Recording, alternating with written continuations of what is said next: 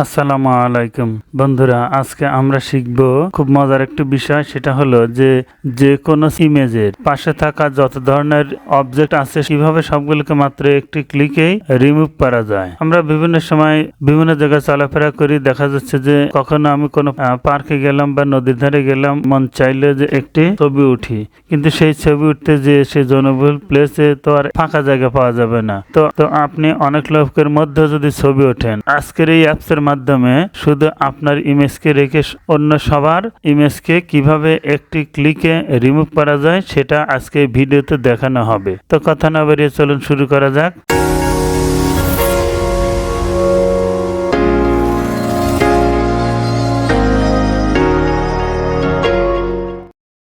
প্রথমে আমরা যাব হলো গুগল প্লে স্টোরে। এই যে আমার গুগল প্লে স্টোর দেখতে পাচ্ছেন, এই গুগল প্লে স্টোরে টাচ করে যে গুগল প্লে স্টোরে যে সার্চ অপশন আছে, এই সার্চ অপশনে লিখব স্ন্যাপ এডিট। এই যে দেখুন স্ন্যাপ এডিট অ্যাপ চলে আসে। স্ন্যাপ এডিট অ্যাপের উপর টাচ করি। দেখুন বন্ধুরা, এই যে এই লোগো সম্মিলিত স্ন্যাপ এডিটের অ্যাপসটি ইনস্টল করবেন। তো আমি এই যে ইনস্টল লেখার উপর টাচ করছি। এই যে আমার অ্যাপসটি অলরেডি ইনস্টল হয়ে গেছে। এখন এই যে ওপেন লেখার উপর টাচ করি, একটু অপেক্ষা করি বন্ধুরা।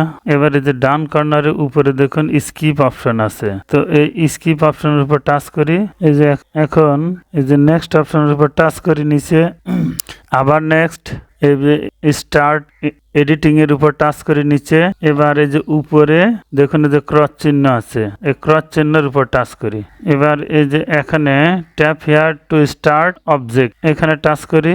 ব্যাস, আমার মূল ইন্টারফেসে চলে আসছে। এবার এই ইন্টারফেসের সঙ্গে আপনাদের আগে পরিচয় করে দেই। দেখুন এখানে আছে রিমুভ অবজেক্ট, এইখানে আছে রিমুভ ব্যাকগ্রাউন্ড, এইখানে আছে ইনহ্যান্স ইমেজ এবং নিচে আরো বেশ কিছু সাবসেটিংস রয়েছে। তো আমরা একটা একটা করে পরিচিত হই। প্রথমে আমরা পরিচিত হব হলো রিমুভ অবজেক্টের সঙ্গে। তো এই রিমুভ অবজেক্টের উপর টাচ করি, এবার অ্যালোতে টাচ করি। দেখুন রিমুভ অবজেক্টে টাচ করা মাত্র এখানে আমাকে এই ইন্টারফেসে নিয়ে আসবে। এই ইন্টারফেস বলতে এটা গ্যালারির ইন্টারফেস। এই যে দেখুন যে উপর দিয়ে আপনার এই যে স্ন্যাপ এডিট অ্যাপস আছে, সেই স্ন্যাপ এডিট অ্যাপসের বিভিন্ন ইমেজ উপরে আছে, আর নিচ দিয়ে এই সমস্ত জায়গাতে দেখুন নিচে এগুলো হলো আমার ফোনের গ্যালারির বিভিন্ন ইমেজ। তো আমি আগে অ্যাপসের যে ইমেজ আছে সেটা দিয়ে আপনাদের দেখাচ্ছি। সাপোজ আমি এই ইমেজটার উপর টাচ করলাম, এবারে যে নিচে যে নেক্সট লেখা আছে, নেক্সট লেখার উপর টাচ করি, আবার নেক্সট লেখার উপর টাচ করি। এই দেখুন আমার এই যে ইমেজটি আমার ইন্টারফেসে চলে আসছে। এবার আমি এই যে এখানে দেখুন ব্রাশ, এখানে আছে লেসো, এখানে আছে রিস্টোর। তো আমরা এই ব্রাশ টুল দিয়ে কাজ করবো, অর্থাৎ প্রথমটা দিয়ে কাজ করব। এবার আপনি যে ইমেজ গুলোকে রিমুভ করবেন সেই ইমেজগুলোর উপর আঙ্গুল রেখে এরকম করে ব্রাশ করুন। এই ব্রাশগুলো খুব সতর্কতার সাথে করবেন। আপনি যে ইমেজকে রিমুভ করেন জাস্ট সেই ইমেজগুলোর উপরেই আপনি শুধু হাত ঘোরাতে থাকবেন, উপর নিচে ডান বামে ঘোরাতে থাকবেন। এবারে যে রিমুভ অপশন আসছে, এই রিমুভ অপশনের উপর টাচ করি। দেখুন লেখা দেখাচ্ছে রিমুভিং অবজেক্ট। খেয়াল করে দেখুন বন্ধুরা, আমার এখানে এই মূল এই ইমেজ বাদে আর কোনো ইমেজ নেই। তো আপনারা চাইলে যেখানে যে বারটি দেখতে পাচ্ছেন, এই যে বারটি দেখতে পাচ্ছেন বা খুঁটিটি দেখতে পাচ্ছেন, এটাকে আপনি রিমুভ করে দিতে পারবেন। চলুন রিমুভ করে দেই। জাস্ট এই বারের উপর আঙ্গুল রেখে আমি উপরের দিকে গেলাম, বা আপনি উপর থেকে নিচের দিকে আসতে পারবেন। এবার রিমুভের উপর টাচ করি, দেখুন বারটি আর নেই। এবার এই যে এখানে দেখুন যে সেভ অপশন আছে উপরে, এই সেভ অপশনের উপর টাচ করে এই ইমেজটাকে সেভ করে নেওয়া যাবে। তো এবার আমরা আসলে আমাদের ফোনের গ্যালারির একটি ছবি দিয়ে দেখি। এই যে মোবাইলে ব্যাকে যাই, এই যে এখানে টাচ করে ব্যাকে যাই।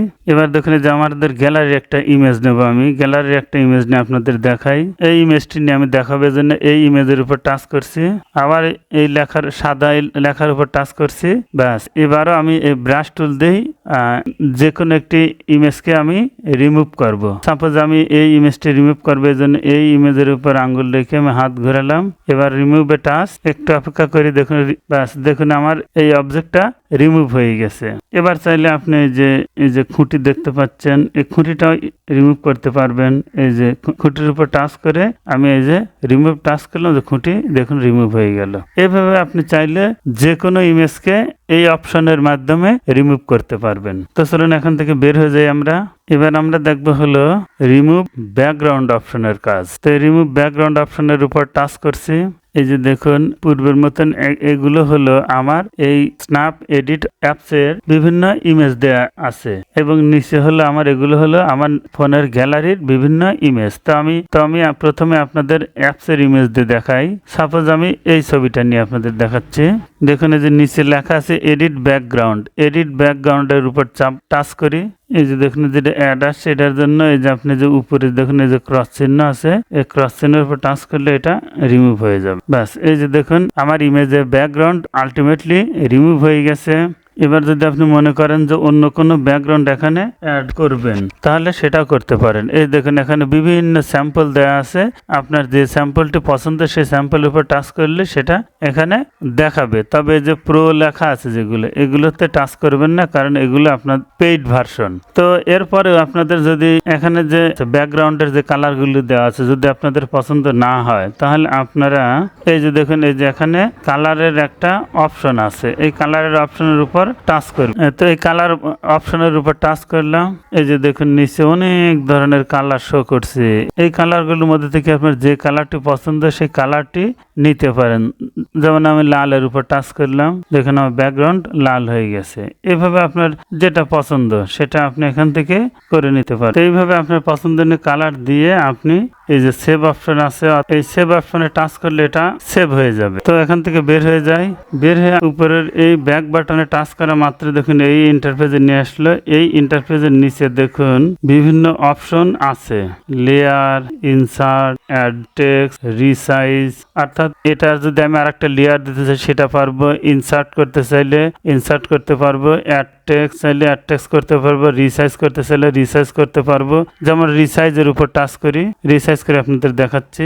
এই যে এই ইন্টারফেসে এসে আপনি দেখুন এই যে এখানে স্কোয়ার আছে, পোর্ট্রেট আছে, ল্যান্ডস্কেপ আছে। অর্থাৎ এটাকে যদি আপনি স্কোয়ার সিস্টেম করতে পারবেন, ল্যান্ডস্কেপ করতে সাইজ করতে পারবেন, পোর্ট্রেট সাইজ করতে পারেন। তো আমি স্কোয়ারের উপর টাচ করে দেখাই আপনার, দেখুন আমার ছবিটা আলটিমেটলি স্কোয়ার সিস্টেম হয়ে গেছে। এছাড়াও আপনি যদি এই যে কাস্টম সাইজ করে নিতে চান, অর্থাৎ কাস্টমের উপর টাচ করে আপনার পছন্দনীয় সাইজ করে নিতে পারবেন। তো এবারে যে ডানে টাচ করি, উপরে দেখুন ডান বাটন আছে, ডান বাটনে টাচ করি। এবারে যে দেখুন আরেকটা অপশন আছে অ্যাড টেক্সট। তো অ্যাড টেক্সটে এই যে দেখুন অ্যাড টেক্সটে টাচ করে আপনি আপনার পছন্দনীয় টেক্সট এই ছবিতে অ্যাড করে নিতে পারবেন। তো আমি আর অ্যাড করছি না, আমি যে উপরে বাম কর্নারে যে ক্যান্সেল আছে ক্যান্সেল অপশনের উপর টাচ করলাম। এবার আবার এই বাটনে টাচ করে এখান থেকে বের হয়ে যায়, আবার উপরের বাম কর্নারে অ্যারো চিহ্নের উপর টাচ করি, আবার টাচ করছি, ওকেতে টাচ করি, আবার টাচ করি, ব্যাস আবার এই যে আমাকে মূল ইন্টারফেসে নিয়ে আসছে।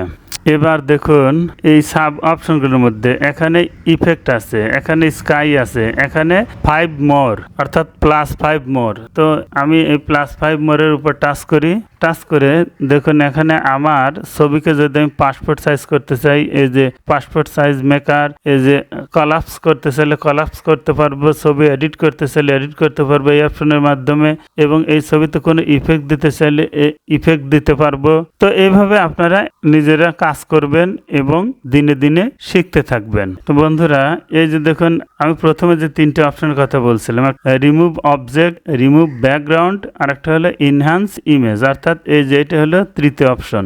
তো এটা মূলত পেইড ভার্সন, এআই ভার্সন। তো পেইড ভার্সন যেহেতু, এজন্য আমি সাজেস্ট করবো যে প্রথমে এটা নিয়ে কাজ না করাই উচিত। আপনারা এই দুটো কাজ অর্থাৎ এই remove object, remove background, text editor, passport maker, effect, sky, colour, এইগুলো নিয়ে কাজ ভালো করে শেখার পরে যদি প্রয়োজন মনে করেন যে আপনি পেইড ভার্সন ব্যবহার করবেন তখন এটা ব্যবহার করবেন। তো আমার এই ভিডিওটি দেখে আপনারা বিভিন্ন সময় কাজ করবেন। তো এভাবে কাজ করতে করতে এক সময় সম্পূর্ণভাবে শিখে যাবেন। তো আজ আর নয়, কথা হবে পরবর্তীতে কোনো এক ভিডিও নিয়ে ইনশাল্লাহ। ততদিন পর্যন্ত ভালো থাকুন। আল্লাহ হাফেজ।